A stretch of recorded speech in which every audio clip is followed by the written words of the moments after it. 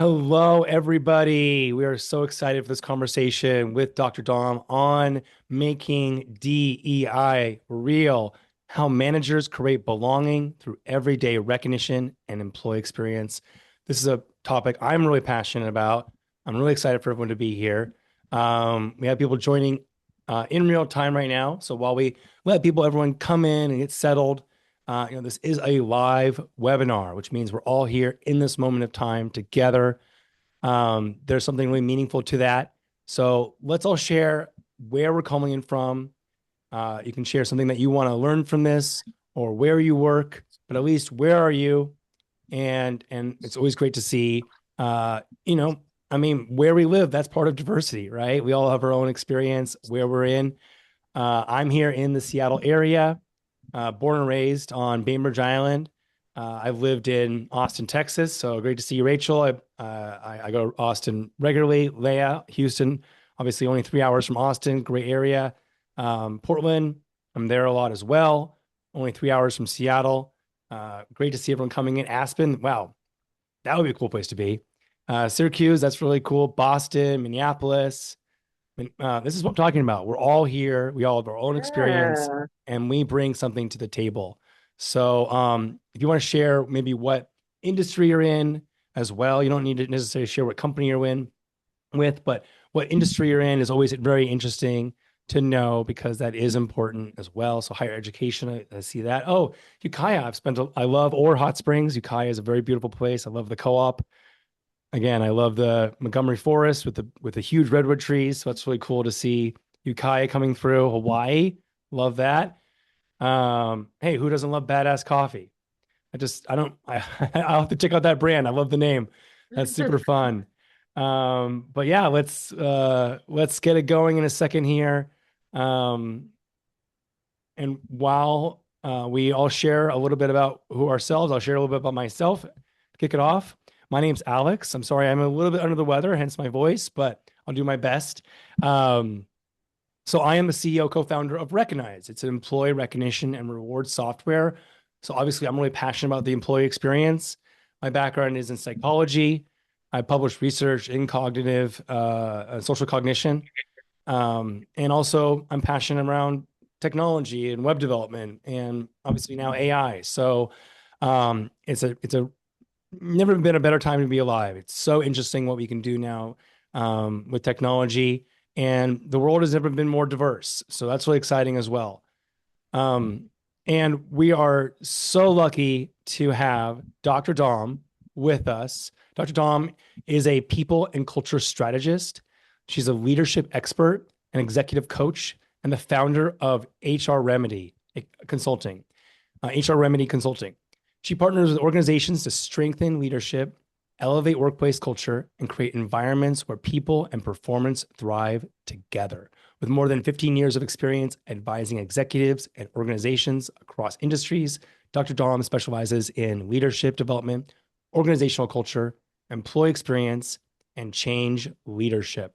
Her work helps leaders translate values into everyday behaviors that build trust, accountability, belonging, and business results. Amazing, right? She's the author of Language of the Land, an A to Z guide for leaders elevating workplace, and a practical leadership resource that equips managers to lead with clarity, courage, and humanity. Thanks so much for being here, Dr. Dom. It's an Thanks for having honor. me. I'm going to stop sharing my screen as we'll come back a little bit later on to mention some things that we're doing next here at Recognize. But really, this is a conversation with Dr. Dom. I want to kick it off with a couple things that I think is interesting. We've seen a decrease in recently in DEI, decrease of 23% in the last 5 years, with a 75% decrease in public mention, right? So it's happening behind the scenes. Executives, for legal scrutiny reasons and other things like that, they're afraid to talk about it. Mhm. But whenever I see things like that, that's your strategic advantage, right? Like 30% of companies have a recognition program that's peer driven, peer to peer recognition, right? Well, that's a strategic advantage. Go after that, right? If everyone else is cutting down on DEI, well, diversity is not going anywhere. It's like gravity. You can deny it, but it's still happening, Yeah, right? it's still happening. Exactly. So you can take advantage of that as a business and crush the competition. So it's not just, yes, we should do it out of the goodness of our own hearts for morale reasons, but also it can increase profitability as well. Um, and I think it's really interesting where the world is becoming more diverse. So in 2020, 69% was white, according to the U.S. Census. 2020, 58%, right? So that's 11% decrease. Hispanic, Latino went from 12% to 18%. And what I think is the most interesting, and I think is the most common, is the multiracial, right? It was 2.4% in 2020, 2000, in 2000. In 2020, 10.2%, right? So that's a eightfold increase. No, it's a fivefold increase, right? So there's going to be more multiracial children, and that makes the world more interesting, more diverse, and that's the future Yeah. of this world. Um, but Well, Alex, and same, I think it's important too, that these are only the people that felt safe enough or that were asked or that sent in, right, the census. So this hmm only captures not holistically everybody in our right, nation, in our world, but maybe even just a small snapshot of what we're seeing and where we're going to be, when 2030 comes, right? We know that Black yeah, and Brown folks are going to eclipse what we know to be our Caucasian or white population today. So it's really interesting, and that's just a really small segment, right? When we're even talking about diversity, equity, and inclusion, when we talk about it from a racial perspective, I think that what we have to do is really broaden our scope and really look at it from all of our identities, right? Not just that race yes, lens. Again, that's where yes. it started, but that certainly isn't where it ends. Right. I'm a white guy from an island in Washington. I'm part of the equation. Everybody's part of the equation. And that's where we all come Yeah, together.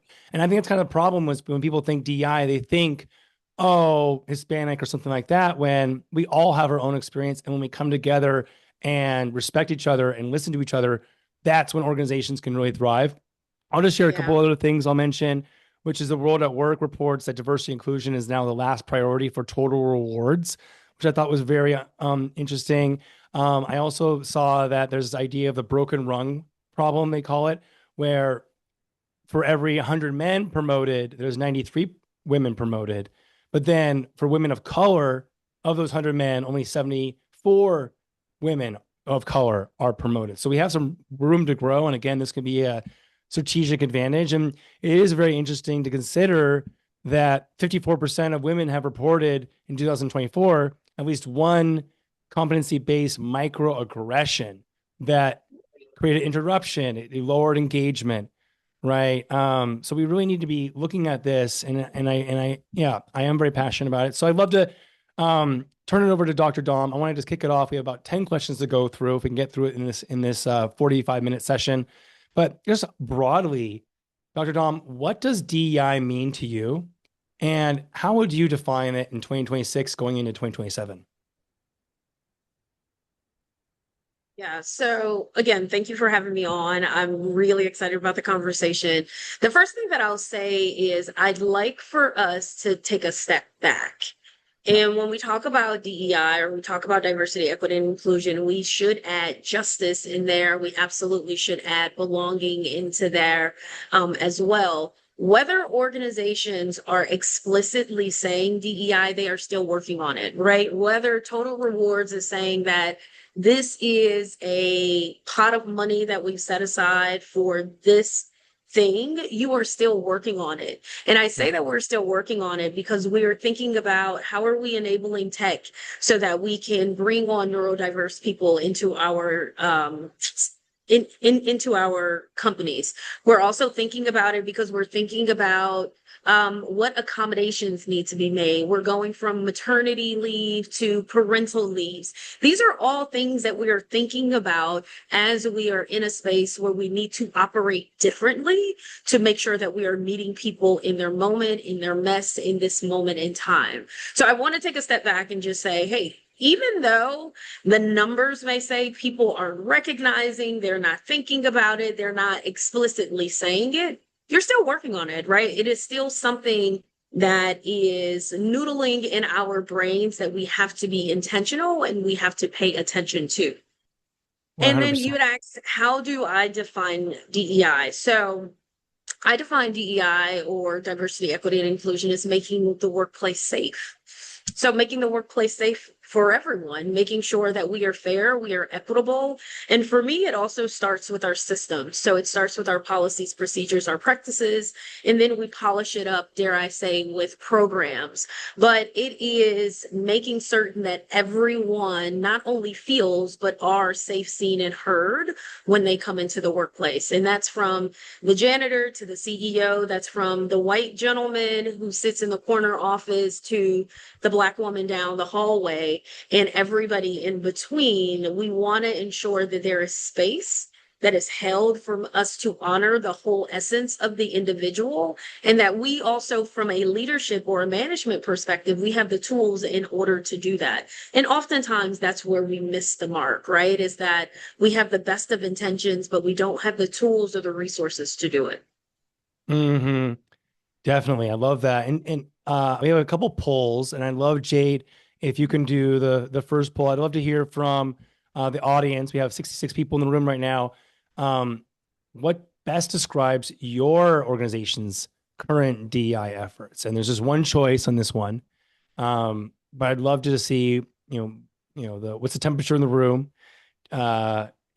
established, structured, all the way down to nothing in place, no plans right now. So we'll give people just a moment to do that.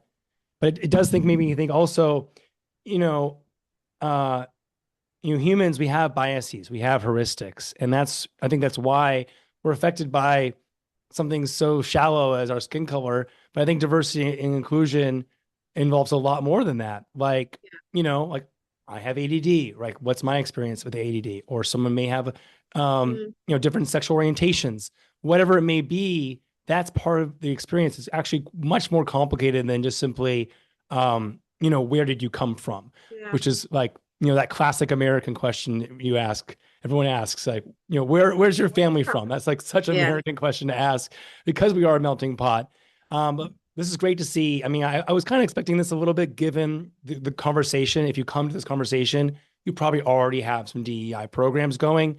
But it was interesting to see in this poll right now, 40% are saying that they're in the early stages, which is great, which shows there's a lot to come, right? Yeah. A lot of Um, investment. a lot of investment being made. Only 5% say we don't have one yet, but we're looking into it. And then, but actually more than that, 9% say they have no program, no plan at all. Well, thanks for coming. Appreciate you guys coming. And then it's great to see the 40, the most of you, 47% have an established program. Moving on to another question. When we talk about making DI real, what does that look like for a manager's everyday work? Yeah. When we talk about making it real, it's really done through the ordinary, everyday management decisions. So I want us to think about things like who gets invited to the conversation, who receives the highly visible assignment, whose mistakes are treated as learning opportunities and not called out to the carpet or on the carpet in front of everybody, who gets meaningful feedback, right? So who are you having the one-on-ones with on a regular basis? And you're making sure that they have the resources, the tools, the support to then move beyond where they are today. And then who's ready for advancement? Who's considered ready for advancement? So when we talk about things that managers can do today and how we can make it real, sometimes it's not about the person that raises their hand or who's actively engaged. Sometimes it is about what's the experience of the employees and who's having conversations at the water cooler to say that everything is gravy or we have some challenges, some opportunities here. But I would encourage managers as well to examine 5 areas within their organization, their department, that frequently hides inequities, and that's in our hiring and onboarding. So how we're looking at applicants that are coming in. Sometimes folks are going to have gaps. Are we willing to have conversations to understand why there may be gaps in employment? When we are looking at education as opposed to what someone's experience is, you all know better than I do that sometimes it's being in the trenches and doing the things that's really going to get you really proficient and profound in the thing that we need them to do, but also onboarding, making sure that we're setting people up for success. So it's not a matter of here's your desk, here's your monitor, now go with it, but making sure that we have a really intentional, laid out, well planned and meaningful onboarding experience. Again, meetings and decision making. Who's at the table? Whose voices are we hearing? Who are we asking to lean in? Who are we assigning those highly visible projects to? And do we do it all the time? Is it the same person? Is it your high performer? Is it the person who hands goes up first? Really taking some time to sit with that. Some work opportunity and allocation, again, take some time, sit with that. Is it the same person all the time? Or is it really dispersed amongst your team? Feedback we talked about, and then also the recognition and advancement opportunities. Are they ready for the next step? Are they 70% there? Can we get them the rest of the way there? Are we having the conversations to know what success looks like and what the expectations are? And are we having those conversations across the board? But also, are we providing the meaningful resources that people need in order to get there? Are we asking the questions? What do you need from me in this season to ensure that you're prepared for whatever comes next? Yeah, I mean, it's definitely a skill. Most people are not born to know how to recognize people. Most people are not born to ask the right people in the room to speak up. There's a whole extrovert, introvert. The extroverts will be talking, talking, talking, which is great. Sometimes you gotta call on certain people. They found that when you have like a naysayer, you're only as strong as your weakest link. But the way to combat is to ask everybody in the room, hey, what do you think about this? What do you think about that? So I Yeah. love that, where there has to be training with managers to teach them how to elevate certain people, because everyone has something to add, but they may not share it naturally, right? I Or love that, maybe, Claire. yeah, or maybe being able to, okay, maybe they don't like to speak up in meetings, but then work with them to maybe write down their thoughts to then bring it up later, right? Because I mean, we are at work, we do need to share our opinions, even if you don't feel comfortable, but maybe you can do it in the way that makes comfortable for you. And that goes into psychological safety. So how can managers create psychological safety without being afraid that they're saying or doing the wrong thing? Yeah. Yeah. And the other thing that I'll add to what you were just saying, Alex, Yeah, is that sure. because your opinions are tied to your experience, right? So again, going back to your previous statement around biases, like Yeah. we want people to share of themselves as much as they're willing to, so that we become better humans, but we also become a more effective workplace. We become more effective managers just by way of, right, educating ourselves on things that are happening around us or the people that we are in the community with, because that's really what the workplace is a big community, if you will. Yes. When you talk about psychological safety, it doesn't mean that everybody's going to feel comfortable all the time, that everybody's going to agree all the time, or that the manager is never going to make a mistake. I think from a manager perspective, first off, it's important to know that you're going to get it wrong more often probably than you get it right. What employees or team members are expecting is for you to humble yourself when that does happen. So repair the hurt or the harm that has been done in that way when it's brought to your attention. The other thing that I'd ask for our managers on the call is to invite honesty. So ask, what am I missing? What did I get wrong? What do you need from me? How can I show up differently for you in this season, on this project, in this time in your life? But really become genuinely curious. Know that you don't have all of the answers. Just because you sit at the top on the org chart does not mean that you are the most qualified. It doesn't mean that you know all of the things. It doesn't mean that you're the most creative. It doesn't mean that you are never going to have questions, but we have to lean in and really utilize our team for what they're there for. And they are there to elevate that department, that function, that project, that program, that enterprise.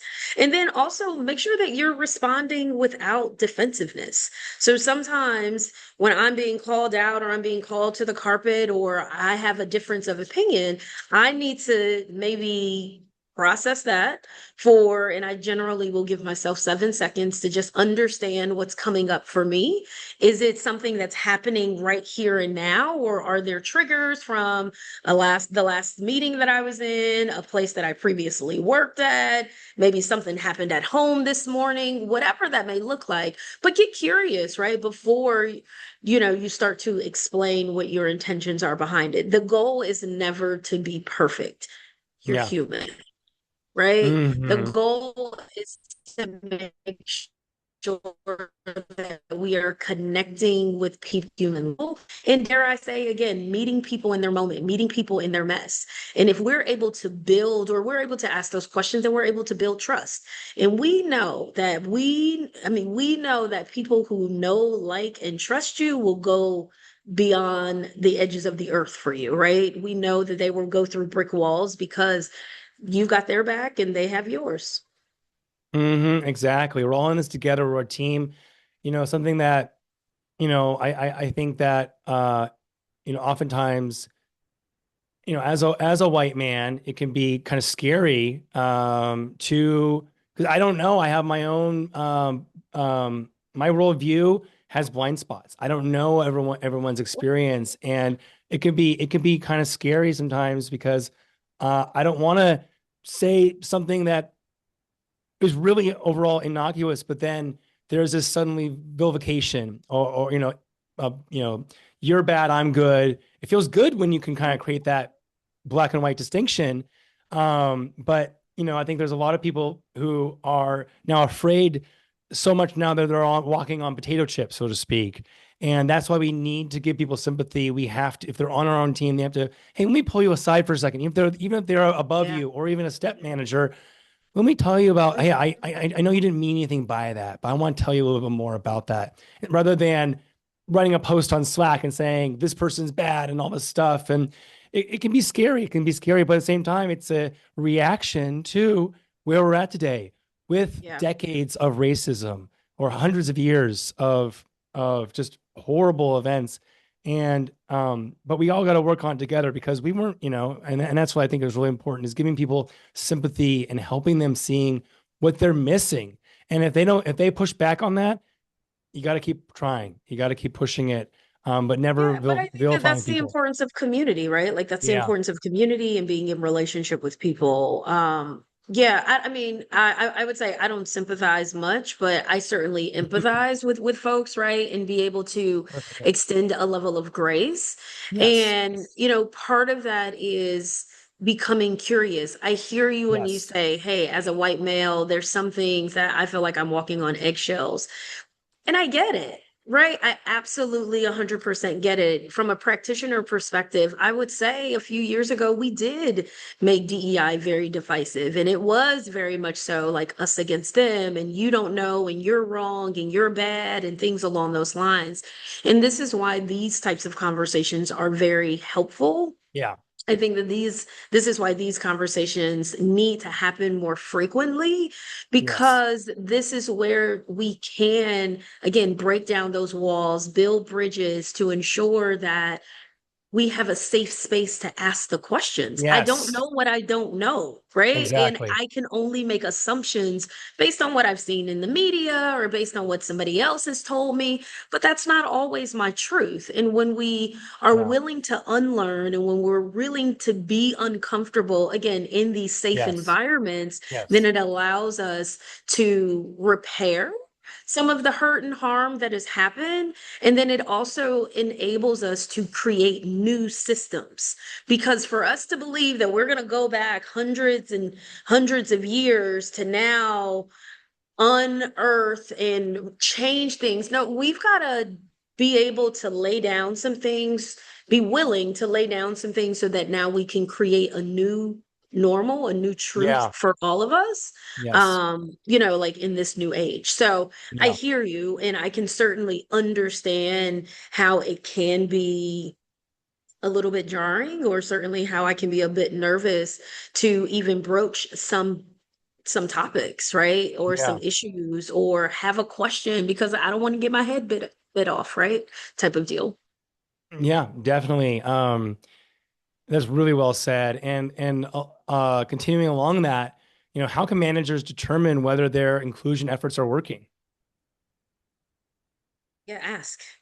Right. So I think one thing is ask and know that just because people show up, it doesn't mean that they are engaged, right? Silence is also an answer. Like you have to take all of the feedback that you're getting around you. It's interesting. I was having a conversation this morning, and telling folks that, 70% of the way that we communicate is through nonverbal cues. So the fact that we believe that just because somebody is loud or vocal or engaged in that thing, it doesn't mean that they want us to win. It doesn't mean that it's working. It doesn't mean that it's landing in a good place. But I do think that we ask, right? And I know that a lot of people will run a lot of different surveys. That's one place to start. In running those surveys, however, I would also ask that we incorporate some different questions. One being, do you have a best friend at work? Right? Do you Yeah. feel safe enough to share of yourself with somebody else at work? Um, and then the other thing is, I would say, when people aren't saying anything, like we have to also disrupt the silence and ask permission for clarity. So clarify what the ask is, clarify what you need from that person, be able to redirect efforts if it's not landing in a good place. If, hey, this is great, but this pizza party and these ping pong tables just ain't working for me, right? Hmm. Recognition looks different for me, or hey, maybe I want PTO time, or I want a little bit more autonomy, or I want to be elevated, and this is what it looks like for me in this season. Be able to be open to redirecting what those conversations may look like. And then also, I think the point or the place that we sometimes miss the mark is follow up, accountability. So hold Hmm. myself accountable to the conversation that we had, and I'm going to follow up whether I have an answer or not. Obviously, I want to come back and I want to have an answer or a solution, or we can co-create kind of what this looks like going forward. But even if I don't, making sure that I'm closing the loop, because again, it goes back to credibility and trust, right? No matter what you look like, where you are on the org chart, what your expectations are, at the end of the day, you want to come to work and feel safe, seen, and heard. So 100%. if I am, from a manager's perspective, doing that on a regular basis, that time that I don't do it, people are going to extend some grace. People are going to say, hey, well, Don, what's going on? Because generally, this is how I experience you. But if I don't, right, close the loop, or if I'm not having intentional conversations, people are going to think that I'm full of, you know what? And that's not good for anybody. So I would Yeah. say that we need to interrupt, we need to clarify, we need to make sure that we're redirecting our efforts if it's not landing in a certain place. And then also we need to follow up. We need to close the loop and make sure that all things are hitting home for that person. And knowing Yeah. that it's not a one size fits all, right? What works for me, what works for you, what works for Jay, what works for Jess, it's going to be very different, right? So knowing that we need to be a bit nimble in that space is also really helpful, to know that we're Hmm. making the best impact, or the effort is then aligning with the impact that we intend to have. Yeah. And my growing up, my friends, childhood friend's dad was a therapist, and he was very, very successful. And really, what he did was he adapted himself to whoever he's talking to. Yeah. If he's talking to an arborist who's from the country, he speaks Mhm. differently, and connects with them in the ways that he can connect with them. And I just wanted, as a side note, I just always thought it was funny that about the ping pong table. I love playing ping pong, but most people do not like to play ping pong. It's hard and It it is takes up a hard. lot of space and it's really Yeah. loud and obnoxious. So why is Yeah. that something that we should put in the office? I never really understood that. But Um, Fun and easy. Yeah, no, but the example about your friend's dad, and it's not to mean that we don't want people to be authentic, right? I think yes, that there's something to be said about being strategic, like yes. strategically authentic, right? And I've been kind of on this soapbox in my circle and community, like keep your whole and authentic self to yourself and to your family at the Thanksgiving table. When you're at work, you're here to work, right? So you need to Yeah. be strategic in what parts of yourself you expose and you give Hmm. and you share when you're in the workplace. And what I hear you say when you're saying that this person was able to Adapt or communicate with multiple people, it's meeting people where they are, right? So it's yes. the language that we use, it's the cadence of our voice. Sometimes the pause is the most powerful thing that we can use in order to add in that space and allow for people to think and process and to come to their own thought or opinion on a subject matter one way or the other. But I just want to add that little nuance. Like, I want you to be authentic. I want you to be who you are and know who your audience is. So part of that also is on the speaker to say, hey, I need to do a little bit of research, or I need to understand the language that they use. It's like starting a new job and now you've got to learn all of these new acronyms. Yeah, you got to do a little bit of work to make sure that you're palatable and make sure that the message is landing in its intended way. Hmm. Yeah. There's that kind of modern phrase, instead of saying treat others as you want to be treated, it's treat others as they want to be treated. And that takes upfront curiosity. Yeah. I'd Yeah. love to cover maybe some tactile things that people can do specifically. Like, what are some everyday behaviors that you see that managers can do or employees can do, leaders can do that help build that trust, that belonging, that high performance, and especially in the lens of remote or hybrid work? Yeah. So I would say be intentional with your time. When I have remote people or folks that are working remote on my team, and when I say be intentional with your time, don't waste mine. So I want to make sure that I'm putting one-on-one time on the calendar, and I generally will allow my team members to own their one-on-one time. I'm not going to cancel. If we need to reschedule, that's one thing, but never cancel, but always make sure that you have that time. And that time generally for me starts with what's going on, what's the position of your heart, how can I help you? So be a servant leader, right? Ask the questions early and often so that you understand what's going on in that person's life. We have to remember that their professional life should be, I think, a very small part of their identity. So when we are looking to connect and build trust with folks, we need to get down to the brass tacks, and that's really who they are in their true essence. So tell me a little bit about you, as much as you're willing to tell, and make sure that you're following up on that. So again, be and hold intentional time with every person on the team. The other thing is say what you mean and mean what you say, and make sure that there's some credibility and follow up in that space. If I'm asking for your opinion, if I'm sending out a survey, if I'm collecting data points, and then I do nothing with that data, shame on me. Right? Because now people are just going to think, hey, well, this is poo poo. Next time you ask me for my opinion, or next time you ask me to complete something, I'm not going to, because it's a waste of my time. So, again, closing the loop from a credibility perspective also is helpful in that way. I would also say, look and ask yourself who's at the table, whose voice am I hearing a lot of, and going back and inviting folks that generally or typically haven't had access to those rooms, to those tables. What we need more now than anything is alliances. Right? We need people who see the value in other folks before their feet ever cross the thresholds of rooms, right?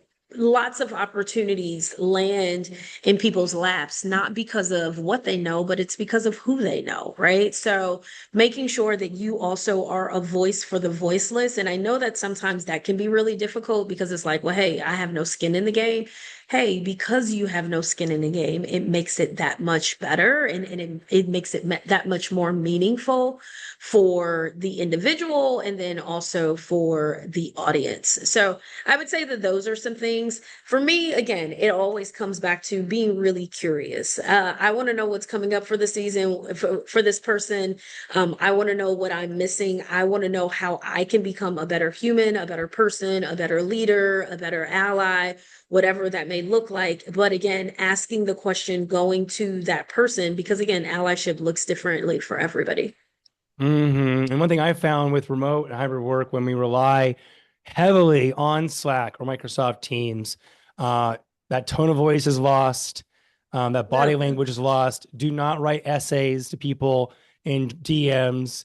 When someone comes into a, like I've had to learn that the hard way. I write my business partner on Slack, hey, why is this? Why? The word why, it can be combative, but just by itself. Why is this like this?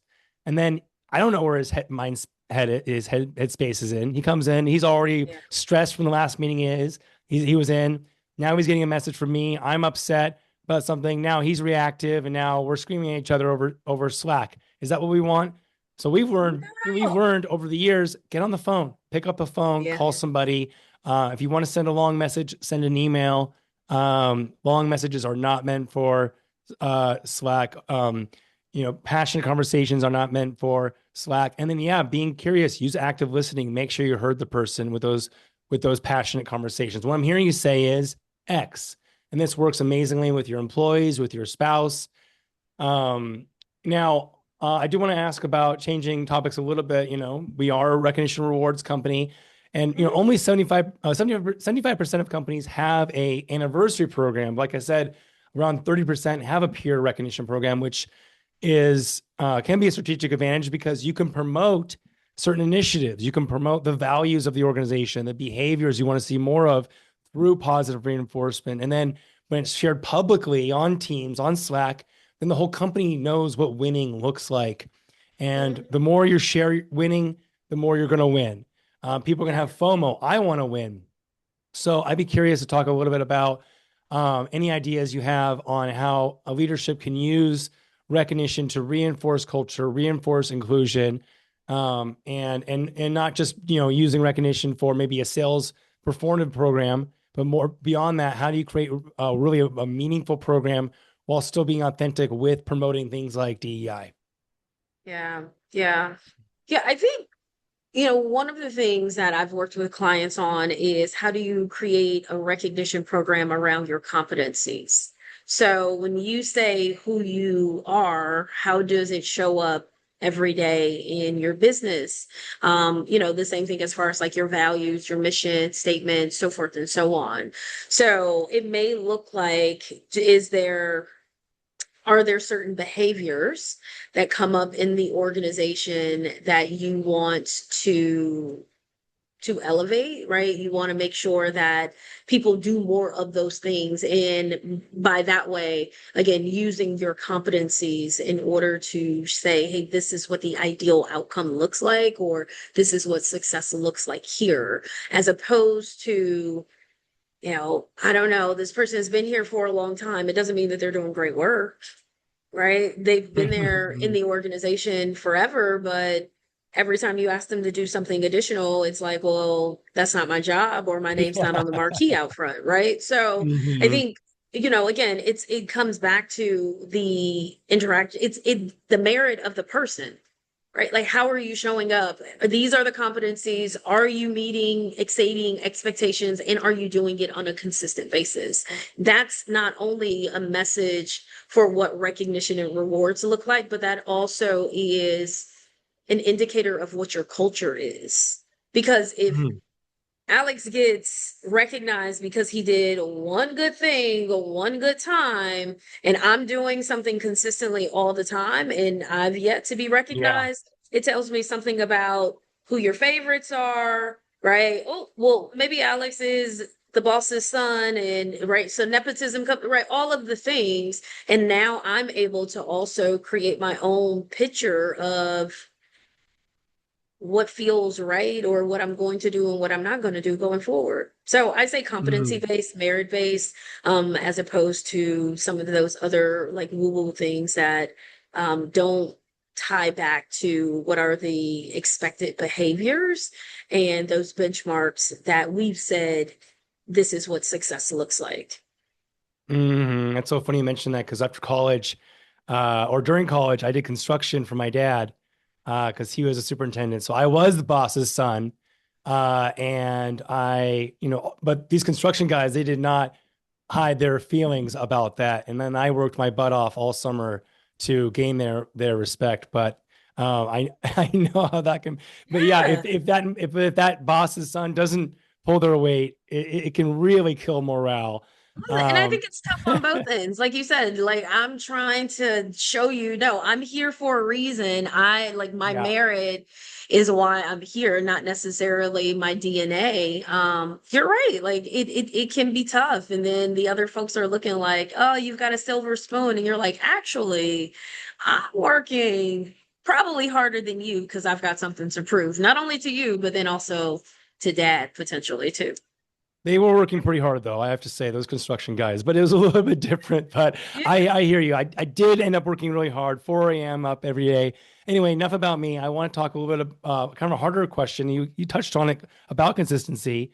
When we have so many different locations, or when we have different locations, I talked to a lot of customers, companies that have different cultures in different locations, even though they're all one company, or they have a merger acquisition and now it's two different companies. And I love that show Silicon Valley when they had a merger acquisition and they're having all these conflicting issues between, well, at our company we did it this way and all that kind of stuff. So how can you work towards having that consistent culture, or that consistency of recognition and inclusion? Yeah, so that starts at the top. So when we're having mergers and acquisitions and we're having conversations with clients, it's what do you want the culture to be? So maybe it is a merging of a mission statement. It's creating a new mission statement. What are our values? What are the expectations? What behaviors, performance measures, competencies that we're looking at? That all starts at the top. So our leaders have to be fully invested in ensuring that I am recognizing, I'm rewarding, but I'm also holding myself and others accountable based on what we said to be true about ourselves. And that goes for even an organization that may have multiple, like a manufacturing organization that has multiple plants or multiple offices, right? Like at the end of the day, it comes down to, are you saying who you said you were? And are you being consistent in that way? Accountability matters, humility matters. There's something to be said about, again, saying not only what you mean, but also making sure that you're continuing to show up in the way that I expect or that I intend to receive you. But that Hmm. starts at the top, right? Like that starts at the top. And when you get off course, are you asking yourself, are you humble enough to allow your board of advisors, so people in your trusted network, to hold you accountable, and or your team, right? So you had talked about from a manager's perspective, how do I know if I'm doing right? Are you able to receive feedback from your team and do so in a way that doesn't get your back up in the air. It doesn't offend you, but it allows you to learn from the situation and move forward in a really meaningful way. All right, love that. It's beautiful. I just remember we do have another poll. Jake, can you share the recognition poll? I meant to bring it in before, but I know we're rounding out the time. I'd love to hear from people here. Um, you know, where does your organization stand on recognition and rewards? It's something important to what I do, and I just would love to hear where you're at. What's the temperature in the room for recognition and rewards? We do have. I think I'll cut it down to just one more question, and then we'll go into what's next. Or maybe we'll do two more questions if we have time. But I this don't has know. been a Sorry, I'm really long-winded. Can you no, tell I love this stuff? no. This has been a great conversation. Not at all. This has Yeah. been perfect, actually. Um, let's just give people an extra. Okay, here we go. What's the results? Survey says so we have 50%, half the room. We have a program, but it needs upgrade or higher engagement. 20%, 21% say they have a structured program that works well. That's fantastic. 25% say we don't have one. We'd love to start one. So while you're talking to the right people, we'd love to connect with you. I missed the last stat. It just closed, but I think it was about 5% aren't interested. That's to be expected. There's always conflicting priorities. Now, this is an important question for me, which is, managers have so much they need to be doing. They're probably doing individual contributor work on top of everything else. They don't need yet another tab in the browser, yet another thing to do. So what is one habit or practice that can be kind of a lower lift for those managers who are stretched thin that can make a big impact? Well, there's so many things that we want our managers to be doing. I would say lower lift is having the one-on-ones consistently.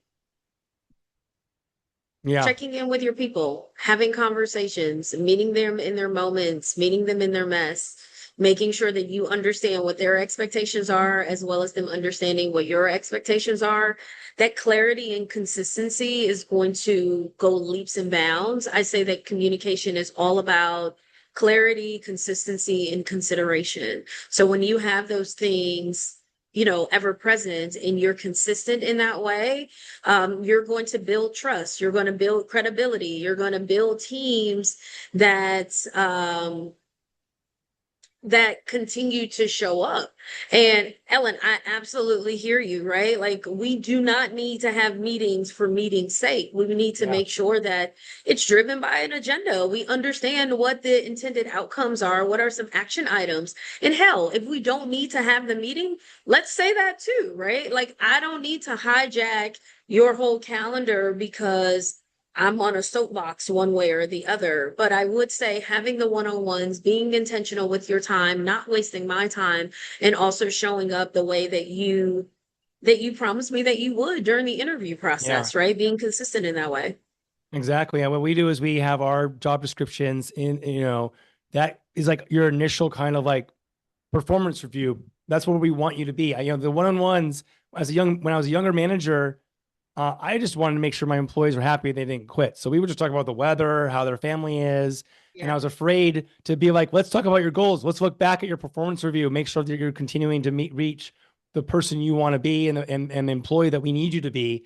And now I'm not afraid to talk about those things. It's important that those one-on-ones aren't just, I know managers, my friends managers, they just talk about themselves for an hour. That is a huge waste of time. And those employees should just not even go to those meetings. But obviously, we join companies, leave a manager. But I have one more question. We're almost out of time. I think this is a really good question. I really love to cover. It's something that everyone can walk away from this session with. For all the HR leaders on the call, all the managers on the call, what is that one action they can take that can make a difference in the next 30 days? What will be one thing that they would do? You mentioned one-on-ones. Anything else you want to cover? I would say do a self-assessment of yourself and of your team and how you're showing up. And in that self-assessment, ask yourself a couple questions. In these meetings, right? Who speaks, who gets interrupted, who's influencing the decisions that are happening on our team? Who's receiving the stretch assignments and the visibility? Is feedback equal and specific across the board, or am I just catering it to a certain population of people? Do people feel safe disagreeing in the meeting or with me during our one-on-one? What also are the patterns for recognizing folks, for promoting people, for offboarding people? What do those patterns look like, and who are the folks that are impacted? And then, are the concerns that are being brought up, am I acknowledging them, and or am I pacifying people? Am I following up? And what does that kind of loop back or that closeout process look like? So I would say if people really want to be impactful, I would start with me, start with self, get really curious about how I'm showing up in the space, do the self-assessment, then ask your team, right? Do that 360, if you will, and ask your team how you're showing up, but also be committed to making changes when and if you get that feedback. So don't be committed to being where we are today, but also think about what does progress look like, and be honest with yourself, be honest with the team. Hey, I got a lot of great feedback, and these are some things that I'm really struggling with. Know that I value the feedback, and these are the things that I'm going to work on in the next 30 days. I need for you all to hold me accountable. I'm allowing you to call me down to the carpet and do so respectfully, right? But I'm allowing you to call me down to the carpet because I want to be a better leader for you, for me, for us collectively in order Yeah, to move and move or progress the department forward. So I would say start with me, definitely. right? Get really Definitely. curious about who you are. I love that. And I'm going to change it over. We're almost out of time. I want to make sure that everyone is aware. And I'm going to say one thing in response to that, but I'm going to first make sure that everyone knows that, hey, if you want to learn more about Recognize, you want to have higher engagement, you want to start a recognition program, come to our live demo. It's with our team. It's on August 27th. Or reach out to me. There's in the chat, Alex at recognizeapp.com. Love to connect and talk about how we can improve your recognition program, either your existing program or use our platform to do it. And if you come, you have a chance to win $100, which is actually pretty good odds, I'm gonna have to say. And we keep doing sessions like this. So please come to our next webinar, which is on August 13th. I'll be leading that one. Values in action, how mission-driven companies operationalize core values. I did want to say, as a response to what you said around looking at yourself, I read this in a book once. It's a very scary thing to do. For every few years, I go to my sister. I go to my best friends. Hey, what's the worst thing about me? Ooh, that's And juicy. not a lot of people will want to answer it. And sometimes, I was in the car with my friend Chris. I said, hey, what's the worst thing about me? He joked, oh, there's nothing you can do. And then he kind of noodled on it. And he's like, okay, here's something, because it's a little scary because you don't want to hurt someone's feelings. But, Yeah. my sister, though, she responded immediately and said exactly what she was thinking because she's family. But yeah, ask the people closest to you, what's one thing that you would, what would be one thing that you Yeah. would prefer me to do differently? And that's a scary Yeah. thing to ask again, but we all got to do it. Just like, a great way to be better at webinars is going back and listening to yourself speak. It's cringe worthy, but we got to do it. But again, come to our live demo August 27th, or just reach out to us. We can do a one-on-one with me. I hope you can tell I'm not much of a sales guy. No pressure. Please come. And going back, if you want to connect with Dr. Dom, go to our website, Yes. hrremedyconsulting.com. Domonique at hrremedyconsulting.com. I'm sure you can find her on LinkedIn as well. A quick search. You can find me on LinkedIn, Alex Grandy. You can Google me as well. And that is our session. Any closing thoughts as people start to head out, Dr. Dom? No, I just want to say thank you. Like, thank you for attending what I think is a really important conversation that we continue to carry on. Again, folks, I don't care what we call it, DEI, restorative justice. Like, I just want us to do the work, right? And really, that work is about being curious. It's about being more humble and human because we got to do life together when it all comes down to it, right? We are not an island and we need each other to make certain that we only continue to progress forward, use our brilliance, use our beauty in order to do that. But it starts with first the reflection of self and then being able to again ask meaningful questions of others. Be curious, be sympathetic, help people in their journey Yeah. without Oh, yeah. And being. buy the book. Buy the book. The book will take you through, right? Language of the Land. It will take you through a number of great, just practical ways. It is not anything around like thought theory, but it is around or thought leadership. It really is a practical guide to elevate your workplaces over the next 60 days using the alphabet A to Z. Yeah. Well, and Dr. Dom, where would I go and find Language of the Land? Amazon? Language of the Land is on Amazon, or you can find it or purchase it from our website, www.remedyconsulting.com. I love that. Well, thanks so much for your time. This was super fun. We used just about the full hour, which goes to show you it was a good conversation.